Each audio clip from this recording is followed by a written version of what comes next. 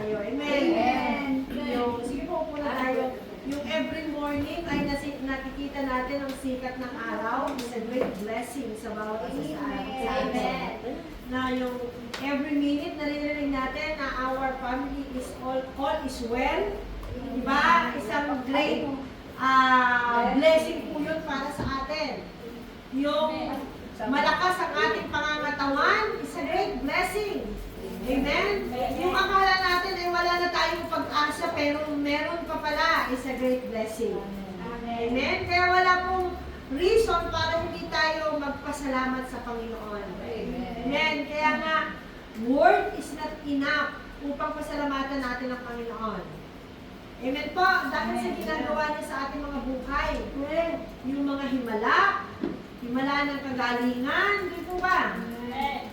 Yung himala ng pag-asa, nakakala natin na wala natin pag-asa. Pero may pag-asa pa pala. Amen. At ngayong gabi po, ang ating pag-aaralan is understanding of your calling. Sige pa tayo, bago mag-umpisa. Father God, maraming salamat sa oras na ito na pinagkaloob mo sa bawat isa sa amin upang kami ay magkatong people at makinig ng iyong salita. Sabi mo nga po, Panginoon God, sa iyong salita, Panginoon, na huwag namin kalilimutan ang mga ganitong klaseng pagtitipon. Dahil alam namin, Panginoon, na bago pa lang diniklara mo ang salitang ito, alam namin na may gagawin ka na po, Panginoon. Kaya sabi mo, huwag namin kalilimutan ang ganitong pagtitipon. Dahil sa mga ganitong pagtitipon, Panginoon, ikaw ay kumikilos. Ikaw, Panginoon, ay nagbibigay ng himala, Panginoon, O God. Ikaw ay nagbibigay ng kagalingan. Ikaw ay nagbibigay ng pag-asa sa bawat isa sa amin, Panginoon. Kaya maraming salamat. Salamat sa buhay ng bawat isa na nandito, Panginoon, O God. Hallelujah. Lord, anoint mo ang tenga ng lahat na makikinig ng iyong salita. Anoint mo rin po ang aking mga labi na magpapahayag ng salita mo at ikaw po ang magbibigay ng understanding sa bawat isa para sa iyong salita. Tunay nga na maunawaan namin ano nga po ba yung pagkatawag mo sa amin. Bakit kami nandito sa loob ng iglesia ito, Panginoon? Bakit kami naligtas, Panginoon, O God? Salamat sa iyo ko binabalik ang pinakamataas na papulit ko sa salamat. Itago mo po ako sa likod ng iyong cross. Sabi mo nga po, the Spirit of the Lord is upon me to preach your gospel. Kaya ako naniniwala na ikaw ang banal na Espiritu ay nasa akin to share your gospel. Salamat, Ama, in Jesus' name. Amen. So, nakaredy na po ba ang ating mga puso? Amen. Ang ating mga espiritu, ang ating mga mind? Amen. Dahil pagkatapos natin ito, ay meron pa rin po tayong gagawin mamayang gabi. Amen po ba? Ready na ba tayong lahat? Ito po ay isang preparation lamang ng gagawin ng Lord mamaya. Kaya yung ating pag-worship kanina is the beginning. Amen?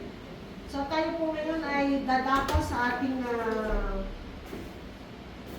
pag-uusapan ngayong gabi at welcome po natin si Sister Pearl. Palapakan natin ang Panginoon sa buhay ni Sister Pearl. Amen.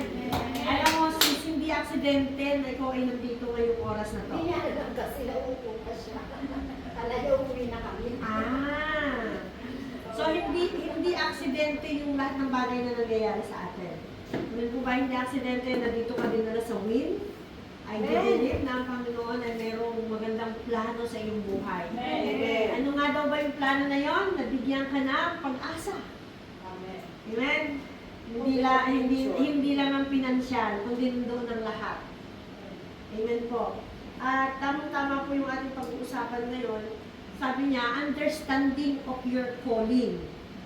Do you understand why God called you to serve? Do you understand why God called you dito sa lugar na ito? Naunawaan ba natin? Alam niyo, kalimitan po, hindi nauunawaan ng tao kung bakit ba nasa loob ng simbahan. Amen? Kalimitan po, hindi na naunawaan, lalo na yung mga, kung minsan ay yung mga leader na nandito sa pulpito, hindi naunawaan yung pagkatawag sa kanila. Kaya ano nangyayari, parang baliwala lamang yung kanilang ginagawa. Amen po ba? Amen. Alam niyo kung bakit baliwala? Kasi kung minsan, kapag ayaw ko. Why? Kasi hindi nila nauunawaan ang pagkatawag ng Panginoon sa kanila. Amen? Ang akala ng tao, ang tumawag sa kanila ay tao. Ang akala nila ay ang pastor lamang o ang leader ang nag-appoint sa kanila. upang magamit dito sa pulpito. Amen po ba? Hindi nila nauunawaan yung yun pong divine calling ng Panginoon.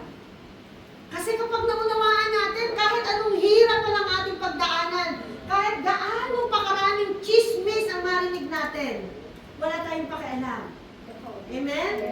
Kasi hindi naman tao ang tumawag sa atin eh. Ang Diyos kasi siya yung magdidepend sa atin. Kahit ano pa yung mga marinig natin, wala tayong, hindi natin papansinin yan. Alam niyo, natutunan ko po, ang sabi doon, kailangan daw i-balance natin what is the truth and what is the lies. Amen? Kasi kapag nabalansin natin yon, I think na hindi tayo mawawala sa Panginoon. Kasi alam niyo, kalimitan na bakit nawawala sa loob ng simbahan. Hindi naman mawawala yun sa loob ng simbahan. Maraming mga kwentuhan, misunderstanding, na nauuwi sa chismisan. It's normal. Di po ba? Pero kapag na-balance natin, what is the truth and what is the lie, kahit anong sabihin mo, andun pa rin ako sa loob ng iglesia. Amen po? Kasi sa pagka nakarinig ka, alam mo si Pulana, napaka-chismosa niyan. Pero alam mo sa sarili mo na hindi ka naman chismosa, bakit ka magagalit sa nagsasabi noon, di po ba? Kasi lagi natin tatandaan, sino daw si Satanas? Liar. No. Okay, liar. Pero siya ay accuser of? Accuser siya ng brethren. Amen po ba? Si Satanas ay accuser ng brethren. Kaya kung tayo inaakusahan ng mga kapwa natin, ay si Satanas yun. Huwag tayong magpagamit sa demonyo. Amen? Bakit tayo magpapagamit? Bakit natin aakusahan yung isang tao kung alam naman natin na tama ang kanyang ginagawa? Kapag tayo nagpagamit kay Satanas, tinutulungan natin si Satanas na mangyari yung kalooban niya dito sa lupa. Mangyari yung kalooban niya sa buhay ng isang tao. Amen? Dapat ang tulungan natin ay ang Panginoon na mangyari ang kanyang kalooban sa buhay ko at sa buhay mo. Hindi si Satanas. Kapag kami narinig ang chismis, alam mo, oo nga, totoo siya. Abay, nakiayon ka kay Satanas. Pero kapag may narinig ang chismis, in Jesus' name, I rebuke, hindi yung totoo. So, anong ginawa natin? Nakiayon tayo sa kalooban ng Diyos kasi ayaw ng Lord ng ganon. Ang sabi ng Panginoon tayo magpalakasan. Di ba? Kung mayroong isang kapatid na nakita lang, diba, ganda-ganda nung ipinost ko sa Facebook na yung isang truck ay matutumba. Ang ginawa ng isang truck ay gumilid siya at sinalo niya yung truck na matutumba. Ganun ang mga Kristiyano. Dapat, kapag nakikita natin na ang isang kapatid natin ay malapit na matunda, huwag natin siyang itulak pa para siya ay matumba. Dapat tulungan natin siya, saluhin natin siya, itayong natin siya. Amen po ba?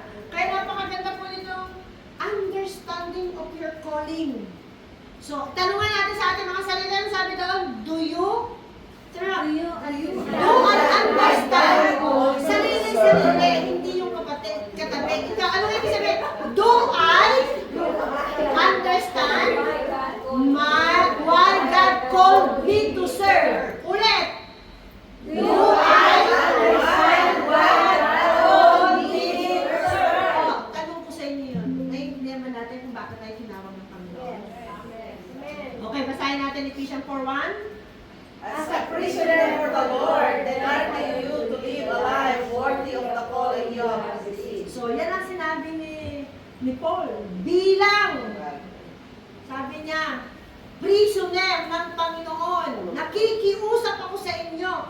Mabuhay kayo ng buhay na kapakipakinabang sa pagkatawag sa inyo ng Panginoon na inyong natanggap. Buhay na kapakipakinabang. To live a life worthy of the calling you receive. Amen? Hindi po ba? Napakaganda po lang sinabi ni Paul. Bakit nga ba tayo tinawag ng Diyos? Alam ba natin kung bakit tayo tinawag ng Diyos? Bakit nga ba? Worship Him. To To serve Him, to worship Him. Tayo po ay tinawag ng Panginoon hindi lamang sa posisyon. Amen? Hindi lamang po sa title, hindi lamang po sa assignment natin sa ministry. Amen po ba? Kung minsan akala natin, tatayo lang tayo dito, worship leader. Oh, worship leader ako eh. O drummer ako, organist ako, guitarist ako. Hindi natin naunawaan yung tunay na kahulugan noon ng pagkatawag sa atin. Amen po ba? Pero bago tayo tinawag ng Panginoon, may nangyari muna sa ating buhay. Amen. Ano sabi doon? Bakit nga ba tayo tinawag ng Diyos para maglingkod sa Kanya? Kasi sabi niya, God called me. Okay, kayo na lang sarili niyo, wag ask. Kasi ako nagawa niyan. God called me to be saved and transformed. So, ano naunawaan natin doon? To be saved and transformed. So, ang sabi doon, tinawag daw tayo ng Panginoon para tayo ay maligtas at magkaroon ng pagbabago. Okay. Checkin ulit natin ang ating mga sarili. Meron bang transformation na nangyayari sa buhay natin? Amen. Hallelujah! Palakpakan natin ang Panginoon kung nakikita natin ang sarili natin na merong transformation na nangyayari. Baka naman tayo kagaya pa rin ng dati. Na nandun pa rin tayo sa kadiliman.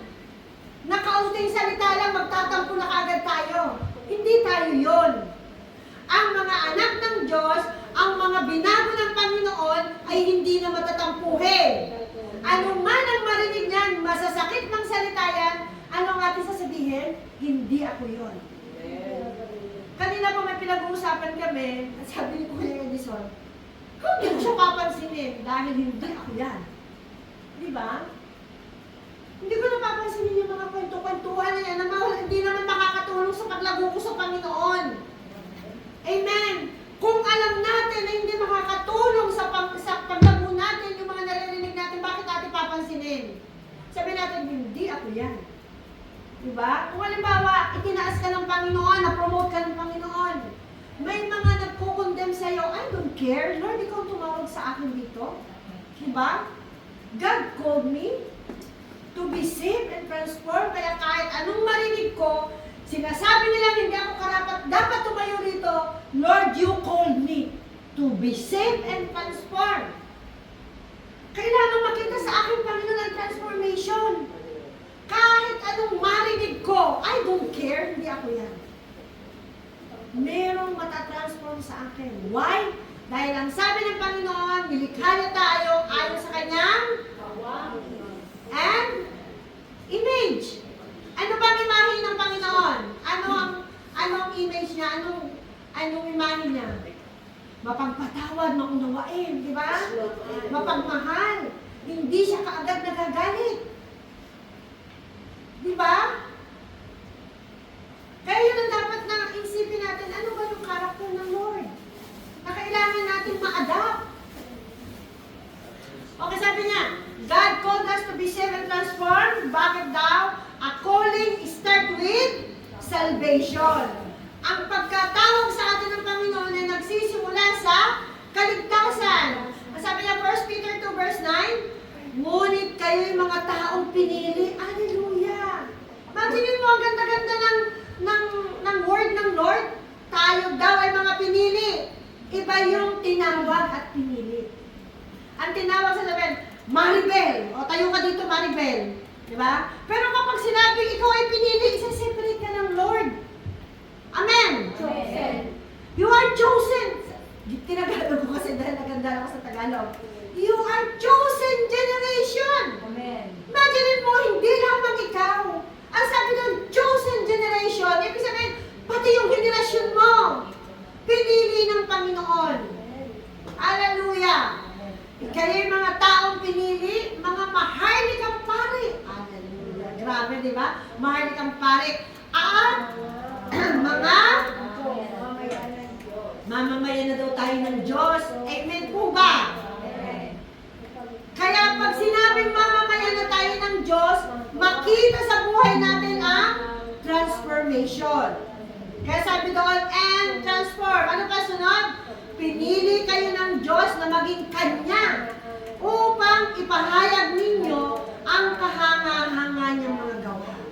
Naipapahayag ba natin ang mga kahanga-hangang gawa ng Panginoon?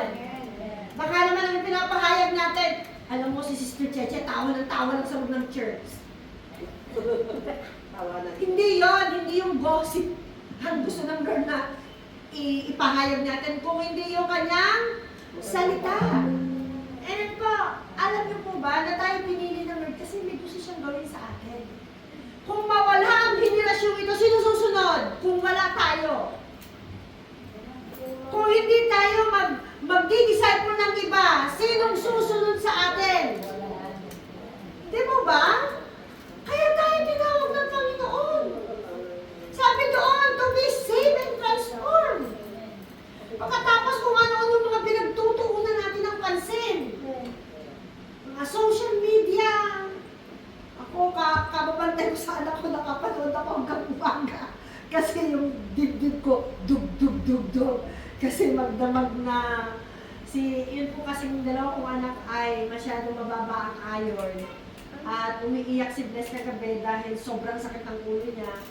Inatake ako ng nervyos dahil ang tatay ko ay namatay na sa sobrang baba ng kanyang iron na ubusan ng oxygen yung kanyang ulo.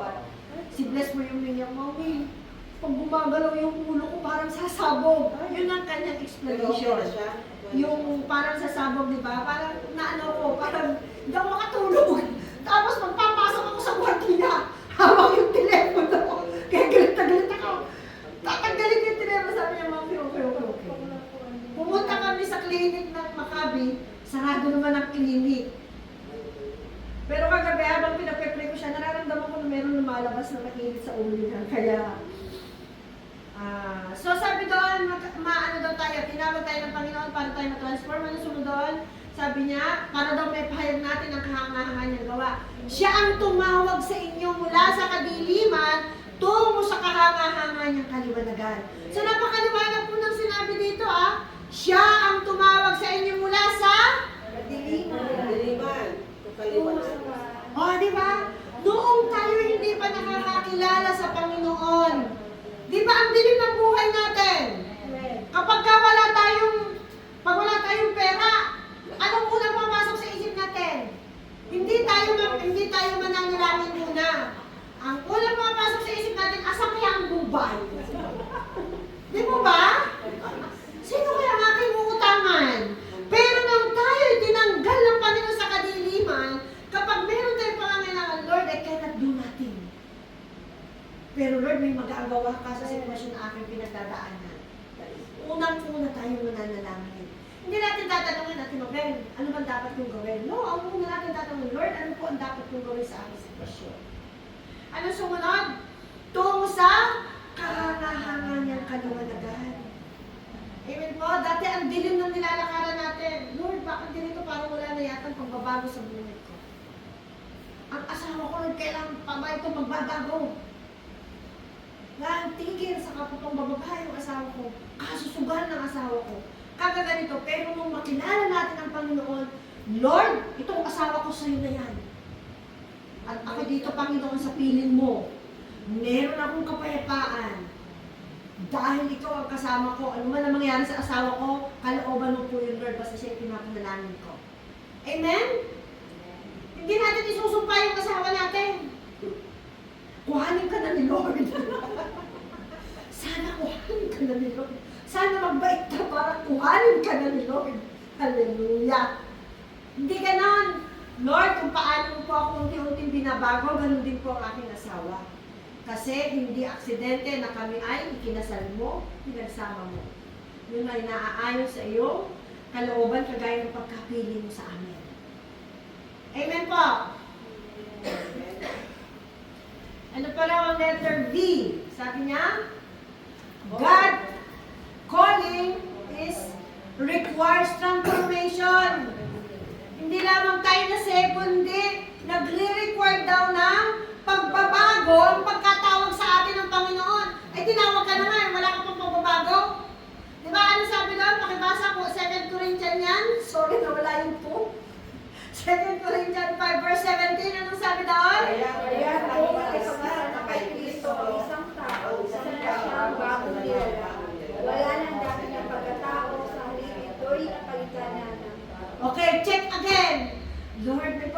na ba sa sarili ko? Lord, may nabago na po ba sa akin? Amen. Kasi ang sabi doon, ang pagkatawag sa atin ng Panginoon, nagre-require ng transformation. Amen po. Alam niyo, kung pagdating sa music, anong ginagawa ko sa inyo? O ano yung meditation today? Kasi gusto ko makita ang transformation sa inyo kung kayo mga Kristiyano talaga. Amen po. May nababago ba sa atin? Amen. Sa araw-araw na pananalangin natin pagbabasa ng Biblia, imposibleng walang nababago. May ginagawa ang Diyos. It's depend on sa iyo kung ayaw mo magpabago sa Panginoon. Nasa sa iyo yan dahil meron tayong free will. Kahit gusto kang alisin ng Panginoon dito sa lugar na ito, kung ayaw mong umalis, hindi ka aalis. Nasa sa atin ang desisyon para magkaroon tayo ng transformation. Amen po? So nakita natin bago tayo tinawag ng Panginoon, ang una tayo ay nagkaroon ng kaligtasan at nagkaroon ng transformation. Amen. Pangalawa, God called me to be salt and sige. light. God called me to be salt and light of the world. Ulit, declare sa mga sarili. Sabay-sabay. God called me to be salt and light of the world. Hindi ko yung dineclare sa inyo. Kayo ang nag-declare sa sarili ninyo. Narinig ng Panginoon dahil sabi niya, God called me to be a salt and light of the world. Tayo ba nagiging alak at liwanag ng mundo? Hindi lang mundong ito. Sa ating pamilya, nagiging pang-alak ba tayo at liwanag? Okay, amin daw. Sa ating mga kaibigan, alam nyo, may natutunan ako dyan sa pakikipagkaibigan eh. Nung time na ang asawa ko yung nasa sitwasyon ng kadiliman, best friend ko, ano, may nagsabi sa akin na kaibigan ko na unbeliever pa, ha? Sabi niya sa akin, G, mukha naman ikaw ay kadiliman ng iyong nung mga taong, sabi niya, sa circle mo. Dapat magaliwanag ka. Totoo yun. Tayo kaya ay kadiliman? Anong sinasabing kadiliman doon? Yung ginagawa ba natin? Kasi alam niyo po, hindi tayo bibigyan ng Panginoon ng problema na alam ng Lord na hasa na tayo doon. Hindi yun ibibigay sa atin. Ang ibibigay sa atin ng Panginoon ay yung, hindi naman, ina-allow niya yung mga problema na hindi pa natin nararanasan upang lumabas yung ikaw. Yung sinasabi kanina, transformation. Are you really transformed? Transform ka na ba? Ano yung pinapanalangin natin? Lord, baguhan mo ko araw-araw. Ngayon, ang gagawin ng Panginoon, ilagay, ikaw hindi ka marunong magmahal. Ilagay ko ito dito, kaaway mo si Pulana. Anong gagawin mo araw-araw, nakikita mo yung mga post niya. Ay, nagpaparinig si Pulana. Galit na galit ka naman. Ikaw naman ay sasagot din doon sa post mo. Sumagot ka rin doon. Do you think na lumod ang Lord? Dapat makita sa atin. Kasi ang panalangin mo, transform life. Lord, baguhin mo ko. Ngayon, binabago ka ng Lord, ayaw mo magpabago. Amen.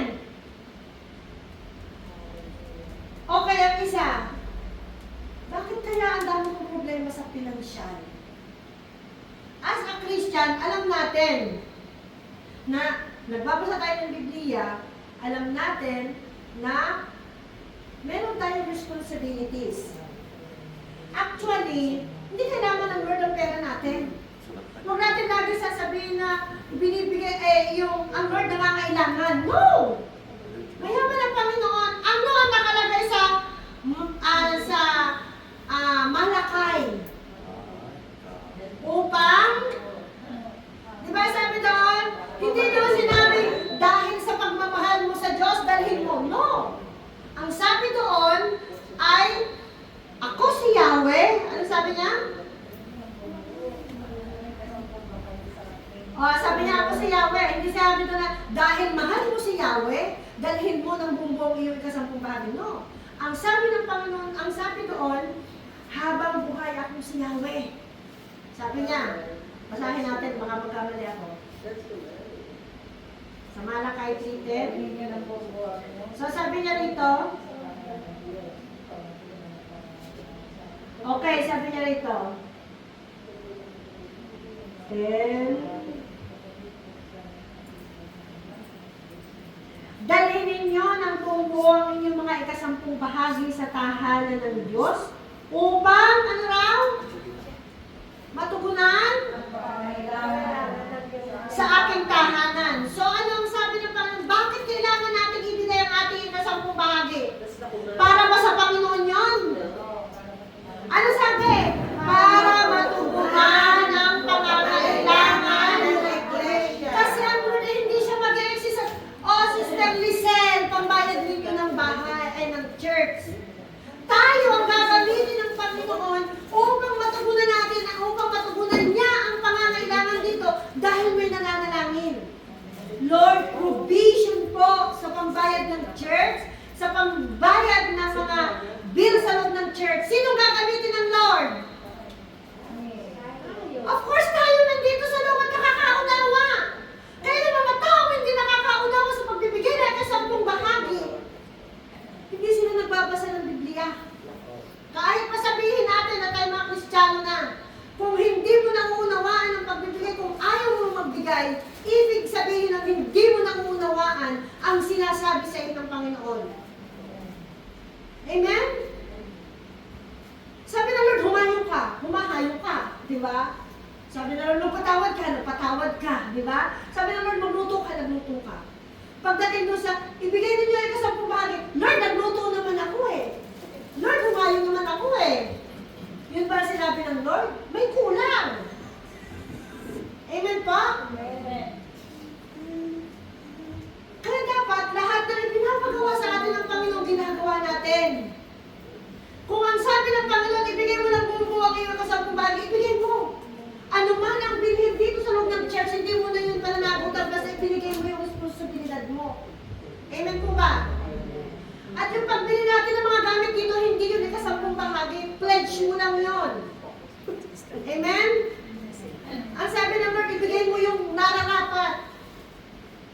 Ngayon, kaya sabi doon, and offering.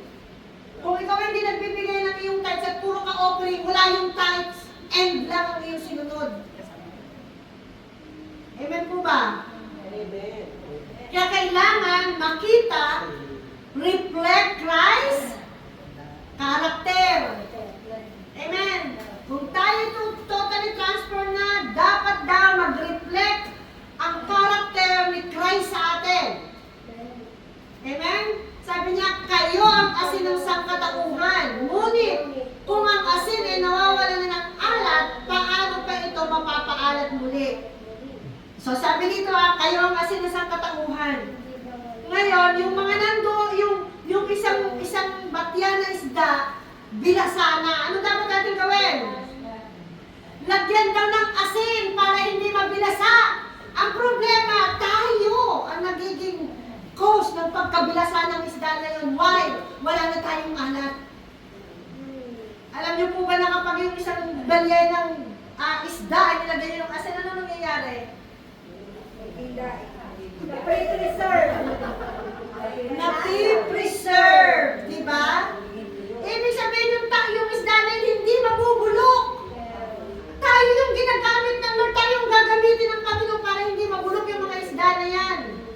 Pero tayo ngayon, wala nang alat. At pag pupunta pa tayo sa mga isdang bulok, kasama tayo mabubulok.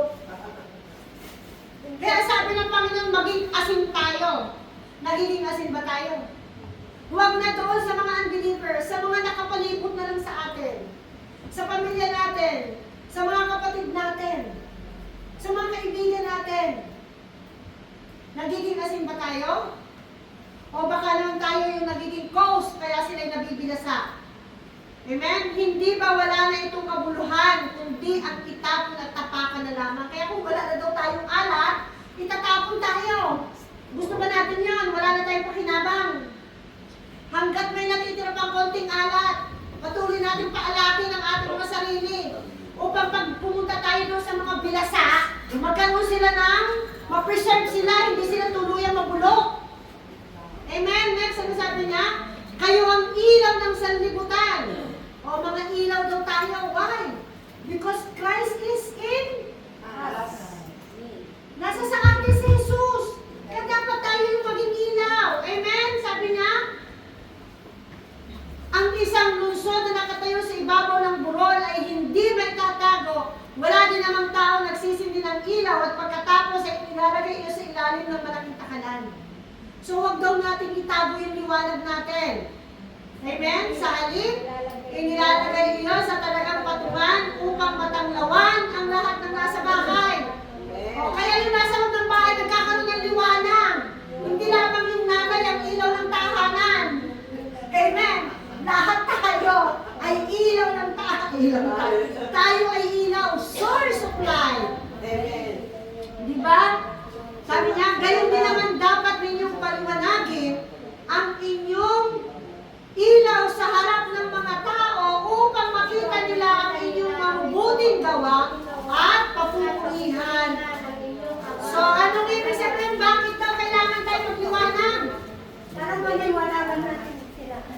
Di ba? Bakit kailangan makita yung liwanag sa atin? Ano sabi daw? Upang papurihan, Ang Ama. mag-glorify ang pangalan ng Panginoon. Alam nyo, yung mga nangyayari sa inyong circle, sa mga kaibigan mo, yan po ay isang pagsubok ng Panginoon kung nasaan na kayo bilang isang mananampalataya. Amen po ba? Amen po ba? Amen. Huwag tayo maging matapang. Hindi magagamit yung katapangan natin. Maging mapagpakumbaba tayong makita sa atin. Yung kanina yan karakter ng Panginoon. Mapagpatawad, maunawain, mapagmahal. Tayo ba yun? Baka naman hindi at ikaw yung kadiliman doon sa circle na ginagawa mo. Ako talaga noon dahil noon. Of course, normal yun, di ba? Normal lamang yun, di ba? Na gigil ka, di ba? Kasi yung ginawa sa'yo ng asawa mo, tsaka ng best friend mo, matutuwa ka ba? Of course not. Pero nireview ako ng Lord sa pamamagitan ng unbeliever. Ano sabi sa akin? Baka naman ikaw ay kadiliman. Nakakahiya yun. Na pinagmamalakan mo, I am in Christ. Nasa akin si Jesus. Pagkatapos may marireview sa iyo, baka naman ikaw ang kadiliman ng taong yun. Nakakahiya, di ba? Instead na makita sa atin, hindi naman yun inalog ng Lord. Para yung ibang tao ang matransform. Inalog ng Lord yung pagsubok na sa akin para ako mismo mabago. Kasi mayroong higher calling ng Panginoon sa akin. Hindi lamang maging isang Kristiyano kung hindi may higher calling ng Lord. Pagkatapos ako yung ganon, makikita sa akin yung kadiliman. Diba? Ano yung, paano ko mag-share ng Word of God? Paano ko sasabihin, Sister Listen, punta ka doon sa church. Alam mo kung bakit? Kasi nung nangyari sa akin matinding problema, sinunta ko sila. Ikaw ba sasama ka sa church? Di ba hindi? Ba't ako pupunta doon? Ganun naman pala yun, di ba? Pero kung ikaw ay may kaliwanagan kayong karakter ng Panginoon na sa'yo, kahit anong galit mo, makita pa rin nakangiti ka, nagpapakumbaba ka. Di ba, Sister Lisa, punta ka sa church. Invite kita. Sige nga, kasi nakikita ko yung glory ng Lord sa buhay mo. Kahit matindi ang pinagdadaanan mo. Diba? Pag galit ka, ang Lord na lang ang kausapin mo, doon ka umiyak. Kayo na lang dalawa, one-on-one. Huwag na doon sa harap ng kaaway mo. Dahil doon nasusubok kung tayo'y tunay na Kristiyano. Amen. Anong ginawa ni Jesus Christ? Nung siya ipinako sa krus, ano sabi niya? Father, forgive them for they do not know what they are doing. Patawarin mo sila, Ama, dahil hindi nila alam ang kanilang ginagawa. Bakit sinabi ni Jesus yun? Gusto ng Panginoon na maging example siya sa atin. Amen po ba? Gawin natin. Kasi sabi niya, nagtagumpay na siya, it is finished. Pinagtagumpayan ko na. Ito yung gawin nyo. Kung ano yung ginawa ko, gawin nyo rin. Magpatawad kayo. Dahil hindi magpatawad, hindi ko rin patatawarin, sabi niya. kung gaano kalaki ang pagpapatawad na ginawa nyo sa kapwa nyo, ganun lang din ang pagpapatawad na ibibigay ko sa inyo. Tandaan natin yun, ha? Hindi araw-araw, nandun kayo, nananalangin nandito. Pero meron kayong unforgiving heart. Hindi exception yun. Ewan po ba? So, kailangan daw nating paliwanagin ang ating ilaw upang mapapurihan ang ating Ama na nasa langit. Amen? Sabi niya letter B, bakit daw kailangan nating yung higher calling to reach? Para maabot natin ang mga nawawala. Paano natin sila aabutin? Sabi niya sa Acts 1:8, subalit tatanggap kayo ng kapangyarihan pagbabalang Espiritu Santo. Takot na takot tayo mag-share ng Word of God.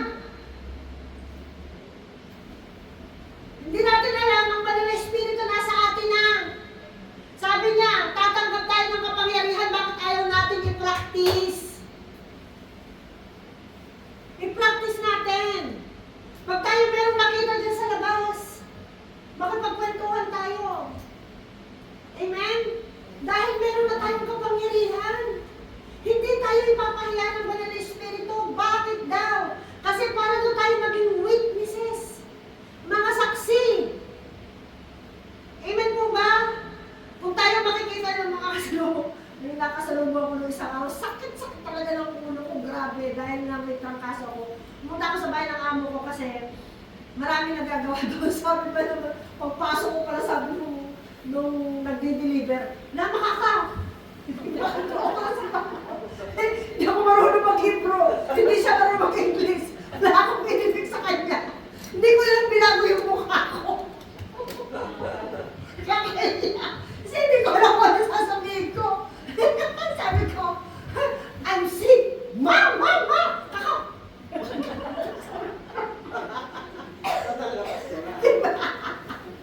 Kahit umitikan niyo wala magawa umiti. Kasi masama pa. Sakit ang ulo ko. Masama ng pakiramdam ko. Ba't daw ka na si Mamot? Hindi ko ma-explain na ako na mag-Hebrew. Iniwanan ko na lamang siya. So dapat maging witness daw po tayo nasa atin ang banal na Espiritu. Amen? Kapag nasa atin ang banal na Espiritu, ano man ang galit mo, kusay ang malulusa. Huwag natin nayanan yung galit na yan. Ano yung pinag-alalan natin na tinona? Yung about sa anger? Huwag natin hayaang maging chronic. Ayun na talaga. Maging chronic yung ating galit. Ano yung chronic? Nagiging cancer. Parang ano na malalaman. Ken, alam niyo yung galit kapag hinayaan natin ang hinayaan naging chronic na magiging cancer na mahirap ng gamutin. At alam niyo, yung unforgiveness, may nabasa po ako na isang article, unforgiveness ay inihalin tulad niya sa puno ng sycamore tree. Sinarangin na ng sycamore tree. Alam niyo yung sycamore tree, meron lang siya isang ugat. Diretso-diretso. Napakalalim po ng ugat ng sycamore tree. Yung tapos sa malaking ugat. Yung pinakamalang ugat niya, diretso yun sa ilalim. Ganun ang ating galit. Napakalalim ng galit natin. Amen? Unforgiveness. So, para mapatay mo yung sycamore tree, kailangan mo siyang ugatin yung pinakamalaking ugat na yon na dire-diretso nakatusok dun sa lupa. Kailangan Ngayon, kung hindi mo siya uugatin, hindi mo papatayin yung pinakamalaking ugat, yung galit na yan nagsasanga-sanga, di ba? Yung malaking ugat na yan, maraming mga sanga yan. Pero, hindi yung mga sanga na yan, hindi yan doon ang galing, kundi doon sa pinakamalaking puno. Amen? Ngayon, hindi lang doon sa isang doon, di ba, ganito yung ugat, tapos meron siya mga maliliit na mga ugat-ugat na ganyan. Do you think yung ugat na maliliit dito nang galing? No. Doon sa pinakamalaking puno nagsimula. Ngayon, yung mga galit na nararamdaman natin ngayon, saan nagmula yun? Do you think sa kaibigan mo lang? No. May pinagmulan. Amen po ba? Yung galit na nararamdaman natin kaya meron tayong anger issue kasi mayroong pinagmulan yun. Kaya kailangan natin mabigyan solusyon yung anger issue natin. So, hindi tayo makakaabot ng mga nawawala kung walang transformation na nangyayari sa buhay natin. Amen po? Alam nyo, inaalog ng Lord sa buhay natin ang mga pangyayari kasi para magkaroon po tayo ng humility. Mawala, masira yung pride. Amen. Bilisan mo na. 20 na. Hallelujah. Number 3, God called you to build His kingdom.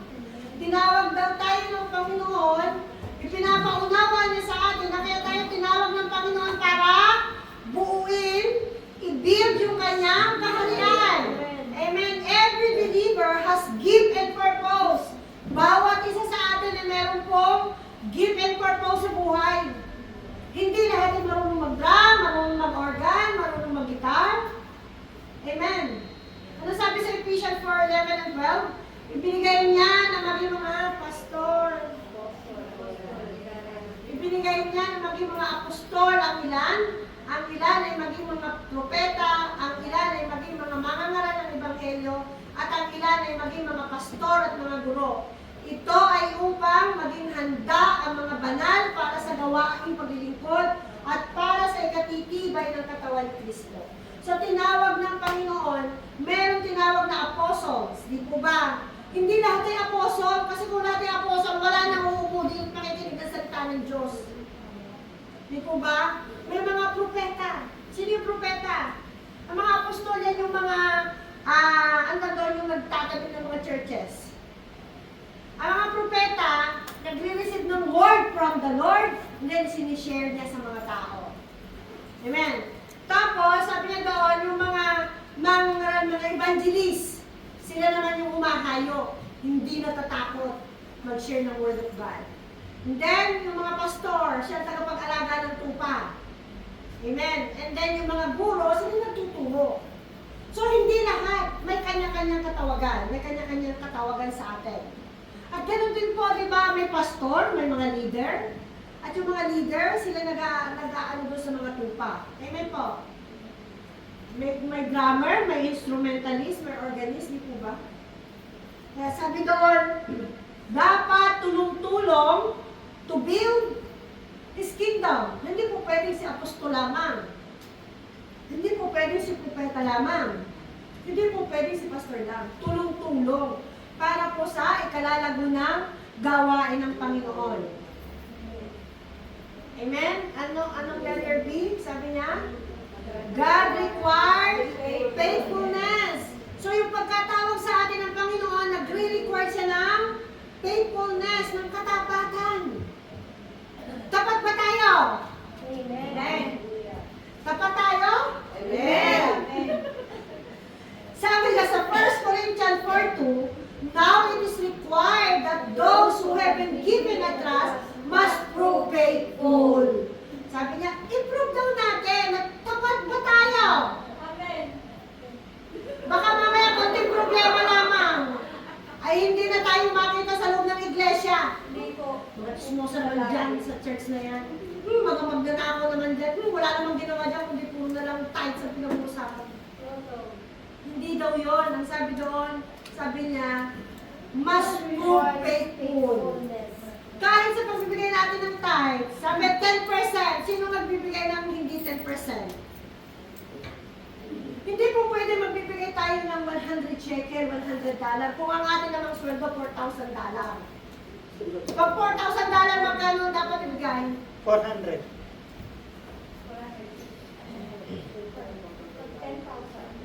Ang 1 to 10, pag tinanggal ang 1, buo pa ba ang 1 to 10? Sabi, hindi, di ba? Kulang ng isa. Ganon din ang gustong maunawaan ng Panginoon. Alam nyo, hindi kailangan ng Lord, kagaya ng sinabi ko kayo, hindi kailangan ng Lord ng pera natin. Pero sa pamamagitan ng pagbibigay natin ng kasampung bahagi, natitest ang pagmamahal natin sa Panginoon. Alam mo ba yun? Amen. Kasi alam mo bakit? Malaki na yun eh.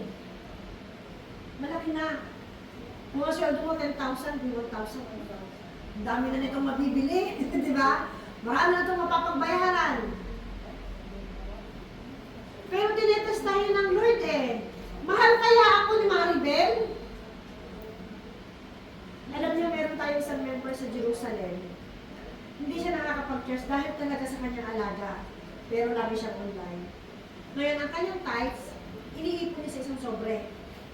Pag siya nag-church, kung 1 year siyang hindi makapag-church, 12 ang sobre niya dinadala doon sa Jerusalem. Ngayon, namatay ang kanyang amo. Ang makukuha niya sa kanyang amo is 140,000. Magkano kanyang tithes? 14,000. Nasubukan niya sa maliit. Nang sinubok siya ng malaki ng Panginoon, nasubok pa rin siya. Ibinigay pa rin niya. Hindi niya tinignan yung laki. 14,000, magkano na yun sa peso? 14,000? Kaya natin? Amen. Why not? Ito nga lang sa maliit, di tayo masubok. Doon pa kaya sa malaki. Amen po ba? Alam niyo ako, naibigay ko yung aking tithes ng buo, ipinag-fasting ko pa. Bago ako makapagbigay ng aking buo, pinag-fasting ko pa. Totoo po yun, nung bago pa lang ako Kristiyano. Ipinag-fasting ko kasi noon doon sa dati kong church, hindi lamang tithes ang ibibigay mo doon, napakarami po ng giving doon. At nasusubok talaga. Makikita mo ang kapangyarihan ng Diyos. Merong para sa mga pastor, meron para sa yung abulo, marami. Sa feeding, hindi naman po giving. Kasi pag ikaw binigay mo ngayon ka 10 bahagi, hindi ko pa nagbigay sa gawain ng Lord, mga kapatid. Tatanungin natin why. Kasi 10% yun ang sinabi ng Lord. Ibigay niyo yung 10 bahagi. Ibig sabihin wala ka pang binigay sa gawain ng Lord noon. Ibinigay mo pa lang yung part mo bilang mahal mo ang Panginoon. Amen. Hindi ka pa nagbigay doon ng pledge. Oh, may nag-pledge. Palagpakan natin ang Panginoon sa buhay ni Brother Rudy. Tinatag po siya ng Panginoon para mag-pledge ng organ. Tinatag po si Kuya Edison para mag-pledge ng TV. Ang dami nating TV. Ewan po ba? So, hindi lamang tithes ang kailangan nating bigay. Kaya sabi, ang pagkatawag sa atin ay nagre-require ng faithfulness.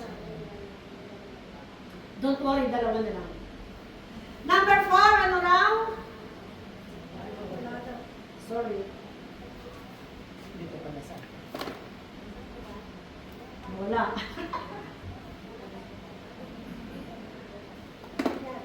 Akin pa.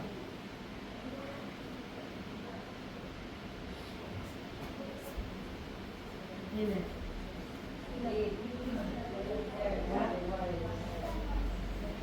So, number 4, ano po yung number 4? God called you to Glorify Him. So, tinawag tayo ng Panginoon para siya ay panuguran. Sabi niya doon, a service is about God's glory. Yung service na ginagawa natin, kagaya ngayon, nagsiserve ka bilang drummer, organist, sa gitara, worship leader. Ano ra para daw sa ikalulugod ng Panginoon. Pero anong nangyayari kung minsan dahil hindi nga natin alam ang pagkatawag sa atin ng Panginoon, ang pinaluluguran natin ng mga tao. Amen? Tama mali? Kasi kapag kasumama ang loob natin, hindi mo yan makikita sa loob ng simbahan. Ang mga tao hindi nakikita sa loob ng simbahan kapag dumating ang mga problema at pagsubok, tao ang pinaluluguran. Tao ang sinasamba. Amen. Hindi ang Diyos. Alam niyo, natutunan ko sa asawa ko kahit hindi siya born again. Bakit di ka magsa-church? Kasi galit ako doon sa kay Pulana. Bakit siya ba yung Diyos mo? Hindi ka makikita doon sa loob ng church dahil sa kanya. Hindi siya yung pinupuntahan mo. Di mo ba? Kahit galit ka kay pastor, Lord, sarap na yung mata ko para hindi ko siya makita. Dahil ikaw ang pinupuntahan ko doon, Lord, at hindi po siya. Lord, para magamit sa iyong kaluwalhatian ang gift na pinagkatiwala mo sa akin. Di ba, sabi ko sa Korintian, kung ang calling sa iyo magbigay ka. Kung ang calling sa iyo ay magpahayag ng salita ng Diyos, magpahayag ka. Di po ba? Kaya tayo nandito sa loob ng simbahan dahil mayroong pagkatawag sa atin ng Panginoon. At ano sabi? To glorify Him. Ano sabi niya sa Colossians 3:23-24, anuman ang inyong gagawin ay buong puso ninyong gawin na parang sa Panginoon kayo naglilingkod at hindi sa mga tao. So gawin daw natin na para sa Panginoon, hindi sa mga tao. Kaya lang ako pupunta doon kasi nahiya ako ay Ate Mabel. Kasi 10 beses niya na akong inimbita. Gawin daw natin sa Panginoon. Amen. 24, yamang alam ninyo na tatanggap kayo mula sa Panginoon ng pamana bilang gantimpala sa Panginoong Jesucristo kayo maglingkod. Dahil ang Lord ang bibigay sa atin ng mga gantimpala. Hindi yung mga pastor natin, mga leaders natin. Ang Panginoon siya ang magbibigay sa atin. Ano sabi niya sa 1 Peter 1:12? Wala dyan, hindi ko nilagay. Naalala ko lang. Sabi niya sa 1 Peter 1:12,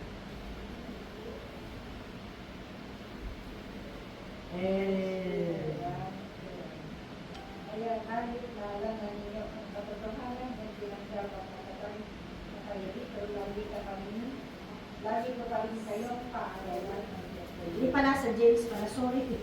James 1:12. James 1:12. Pinagpala ang taong nananatiling tapat sa kabila ng pagsubok, sapagkat matapos niyang malampasan ang pagsubok, tatanggap siya ng gantimpala ng buhay na ipinangako ng Panginoon sa mga umiibig sa Kanya. Alam po ba, di ba napakagandang paalala ng Panginoon yun? Pagkatapos natin mapagtagumpay, kaya dapat maging matagumpay tayo sa pagsubok na dumarating sa atin. Inaalam din ng Panginoon kasi tinetes ang ating pananampalataya. Amen? Alam niyo yung mga dumadanas ng pagsubok sa physical health, yung mga may sakit, matitindi ang pananampalataya ng mga yon. Na Lord, may himalang mangyayari sa akin kahit wala. Kahit sa physical na nakikita ng mata ko, wala ng pag-asa. Pero yung kanilang pananampalataya, patuloy na nakikipagbatin. Amen? Lord, may himala. Kasi ang sabi niya, tatanggap daw ng gantimpala. Amen? Ang mga umiibig sa Kanya. Eh, paano mo nasa kalagitnaan hindi ka nakapasa? Asan ang gantimpalang pangako ng Panginoon sa iyo? Wala, di ba? Kaya kapag may problema tayo, panindigan natin, God is with me. He is my Emmanuel. Amen po ba? And then last, live for eternal reward. Diba? Ano yung gantimpalang sinasabi doon kanina? Buhay na walang hanggan. Sabi ng Panginoon sa John 10:10, pumunta ako dito sa lupa upang bigyan kayo ng buhay na ganap at kasiyasiyan. Nasisiyahan ba tayo sa buhay natin ngayon? Amen. Baka hindi kayo nasisiyahan, ha? Sabi mo sa Lord, di po ako nasisiyahan sa buhay ko. Tapos ay, magpabuhay mo po ako. Binabago ka na nga, ayaw mo naman magpabago. Amen? Sabi ng Lord, anak, magpatawad ka. Kasi yun ang susi ng kapayapaan at kagalakan. Eh ayaw mo, yung nga, hindi ko siya gustong makita. Kaya pag siya nandito sa loob ng church, hindi ako magcha-church. Pag araw ng labas niya, kunwari may trabaho ako. Sasabihin ko, Pastora, hindi po ako makakalabas sa next week kasi meron po akong bagong trabaho na umpisahan. Okay naman, kasi kailangan ako ng trabaho ko eh. Pero alam ko naman, hindi naman siya kailangan ng trabaho niya. Kasi ayaw niya makita yung kaaway niya. Ano sabi ng Lord? Love your enemy. Paano mamahalin ang kaaway mo? Pray for them. Diba? Lord, malayo pa lang. Diba malapit na mag-Friday? Sunday pa lang. Lord, makikita ko yung aking enemy. Alisin mo lahat ng galit sa puso ko. Lagyan mo ito ng love. Pag nakita ko siya, nakangiti ako. At yayakapin ko siya. Dahil pinatawad ko na siya. Kasi sino nahihirapan pag may kaaway tayo? Ba't tayong kapayapaan? Amen? Ba't talaga tayong kapayapaan? Kahit sa mga sitwasyon, nararanasan ko sa anak ko, pagka hindi ako sinunod, gigil ako. Hanggang kasama ka yan, di ba? Naiinis ka. So ayaw ng Lord noon. Kasi alam niyo kung bakit? Hindi natin masasabi ang buhay natin, mga kapatid.